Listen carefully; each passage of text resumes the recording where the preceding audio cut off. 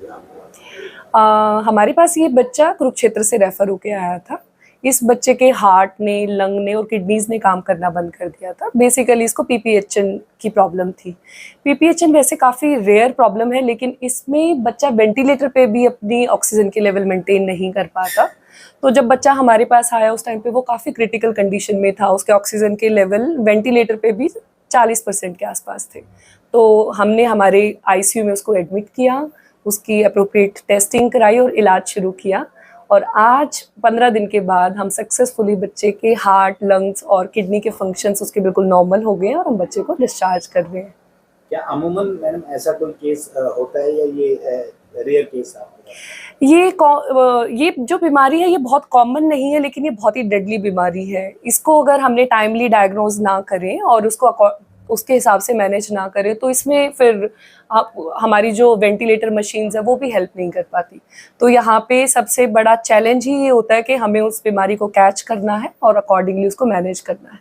Madam किसी parents के साथ अगर ऐसा हो जाता है उसके बच्चे के साथ, तो उसे संभालना बड़ा मुश्किल होता है। आपने कैसे कन्विंस किया, उन्हें कैसे समझाया?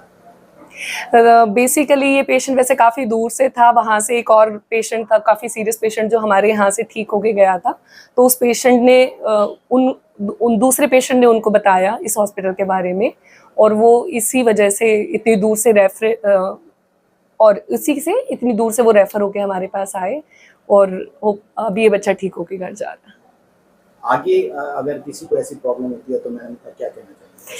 देखिए, सबसे पहली चीज़ इस बच्चे के साथ भी ये हुआ था कि जैसे बच्चे की डिलीवरी हुई कुछ देर के बाद ही इसको सांस लेने में तकलीफ हो गई थी। तो हमें कुछ चीज़ों का ध्यान रखना है। डिलीवरी के बाद आपके बच्चे को कोई बच्चे का डॉक्टर ज़रूर देखे, ये बहुत ज़्यादा ज़रूरी है।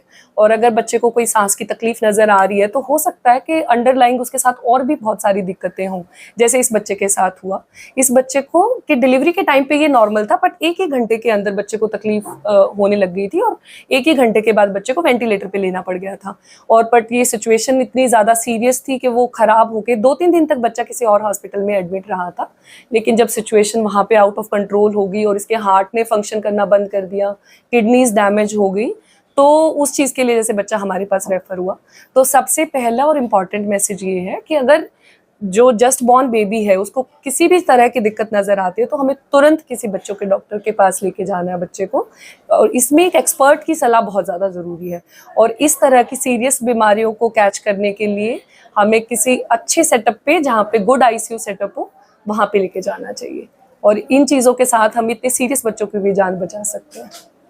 हाय, मैं doctor Nisha, neurotologist at Holy Heart Hospital Rohtak, और हमारे पास होली हार्ट हॉस्पिटल में बच्चों के आईसीयू की सारी सुविधाएं उपलब्ध हैं। जैसे इस टाइप का जो क्रिटिकल बेबी है उसको सपोर्ट करने के लिए हमें बहुत सारी मशीनरीज और बहुत सारी चीज़ों की ज़रूरत होती है, जो हमारे पास हॉस्पिटल में अवेलेबल है। इन्हीं की वजह से और हमारी एक्सपर्ट एडवाइस की वजह से आज बच्चा ठीक होकर घर जा रहा है। अगर आपके बच्चे को कोई सीरियस बीमारी है तो आप हमसे कांटेक्ट कर सकते हैं।